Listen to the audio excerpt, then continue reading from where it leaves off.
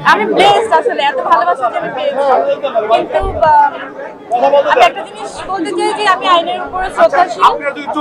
আমার এই বিশ্বাসটা আমি আসলে একদম শেষ অবধি রাখতে চাই। আমি বিশ্বাস করি আমি আসলে ন্যায় বিচার পাবো, আর আপনারা আমার সাথে থাকবেন। এই ভালোবাসা নিয়েই আসলে আমি জিততে চাই।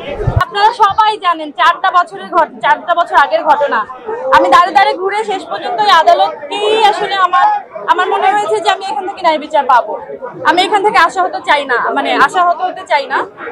আমি সত্যি আশা হারাতে চাই না। আমার একদম বিশ্বাস নিয়ে থাকতে চাই যে শেষ পর্যন্ত সত্যের জয় হোক।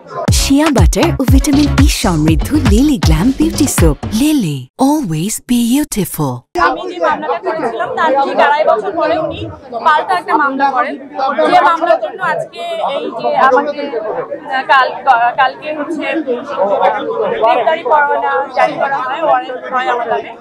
এবং আমার খুব বিশ্বাস ছিল যে আমি আজকে আসবো। আপনারা যেভাবে সবাই আসলে আমাকে সাহসটা জুগিয়েছেন যে আজকে জামিন নিতে আসবো এবং আমি জামিন পেয়ে যাবো, আপনাদের এত ভালোবাসা নিয়ে আসলে আমি বাড়ি ফিরছি। এরকম একটা জয় নিয়েও যেন আমি বাড়ি আসলে ফাইনালি ফিরতে পারি, আপনাদের ভালোবাসার সাথে থাকতে পারি। আমার জন্য দোয়া করবেন। এটা তো খুবই পরিষ্কার যে আমি একটা মামলা করলাম, তার 2.5 বছর পরে, ঠিক 2.5 বছর পরেই একটা পাল্টা মামলা করা হলো শুধু দমানোর জন্য, তার কিছু না। এবং এটা বিচারাধীন। আমার বিশ্বাস যে আমি সঠিক বিচার পাবো, আমি ন্যায় বিচার পাবো। পরিমণি একটু শারীরিকভাবে অসুস্থ থাকায় বিজ্ঞ আদালতে উপস্থিত হতে পারেননি। আমরা সময়ে দরখাস্ত দিয়েছিলাম, যেহেতু বিজ্ঞ আদালত সময়ের দরখাস্তটি নামঞ্জুর করেছেন এবং চার্জ গঠন করে পরিমণির বিরুদ্ধে WA ইস্যু করেছিলেন। আমরা আজ বিজ্ঞ আদালতে আত্মসমর্পণপূর্বক জামিনের প্রার্থনা করেছিলাম।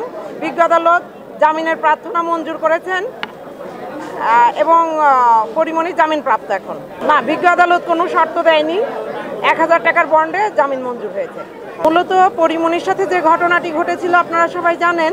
পরিমণি বাদী হয়ে বোট ক্লাবের বিষয়ে সাভার থানায় একটি মামলা করে, যে মামলাটি এখন বিচারিক আদালতে আছে। অলরেডি সে সেই মামলায় জবানবন্দি দিয়েছে।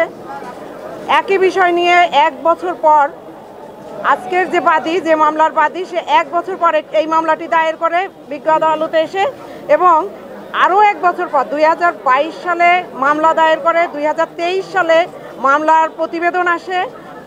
আমরা মামলার বিষয়ে ডিসচার্জের একটা দরখাস্ত দিয়েছিলাম।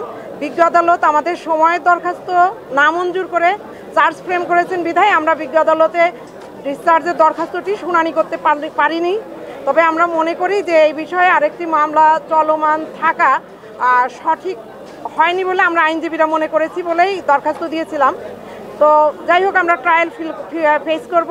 আমরা মনে করি যে এই মামলায় একই ঘটনা যেহেতু পরিমণির বিরুদ্ধে শেষ পর্যন্ত কিছুই হবে না বলেই আমরা মনে করি।